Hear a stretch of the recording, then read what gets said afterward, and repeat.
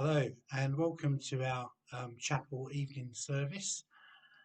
This week I'd like to talk on our reading from Acts 12. I won't read it because it's a rather long reading, but it's Acts 12 verses 1 to 17. And we hear of two major events happening to two of Jesus's closest disciples, James and Peter. You'd be aware that part of that inner circle with John that was with Jesus at a number of events, including the Transfiguration. And we hear from the first part of the reading that King Herod, a line of King Herods you may be familiar with, were not all that nice, and from generation to generation, even from Jesus' time onwards, they acted quite appallingly. And because the king wanted to be on the side of the Jews, he had James killed, and when he saw that that pleased the Jews, he had Peter put in prison. Now, Peter had already previously managed to escape from prison two previous times. We hear in Acts 4 and Acts 5 with the help of an angel.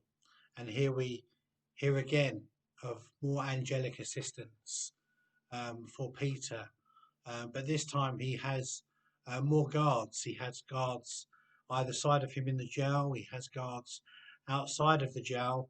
But even still, the angel managed to bypass them and lead Peter out to safety.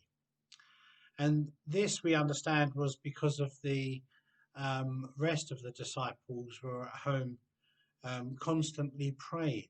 And that's the theme for this talk, to be constantly praying. The disciples must have felt very afraid, not just like on the day of Pentecost, but because of their two leaders, James and Peter, had been captured and taken away, and would have felt leaderless, if that's a word. And even though we live in strange times at the moment, we may feel, because we can't attend church, and for whatever reason, that we may feel similar to these disciples, but they put themselves in constant prayer for God to help James and Peter.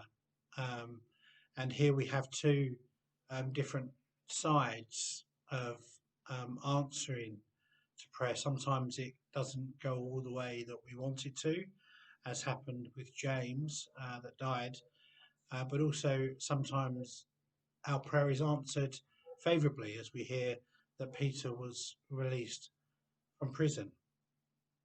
And Paul urges us in 1 Thessalonians 5 and Ephesians 6 to constantly be in prayer. And that's not to say that we are to be in a particular position and pray in that position all day, but go out our daily lives as we normally would. But whenever we see something that is not right, to lift that to God in prayer. It may be something we see on the news, or maybe we hear about from a friend that someone is unwell, and we can instantly lift that to God in prayer.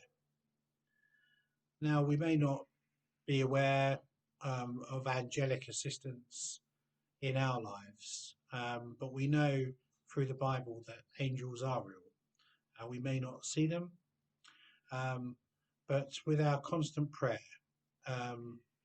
God may be working through those angels in times to answer our prayer. But also, like with James, our prayer might not be answered the way we want to. Our God is a sovereign God, and he will act as he sees fit. So on this day, we pray, like St. Sid would have done in the chapel, of constant prayer under guidance from God, what he would like us to do in our lives. But we also lift those who are in need at this time to God in prayer, and we ask him to send his angelic assistance to help them. Amen.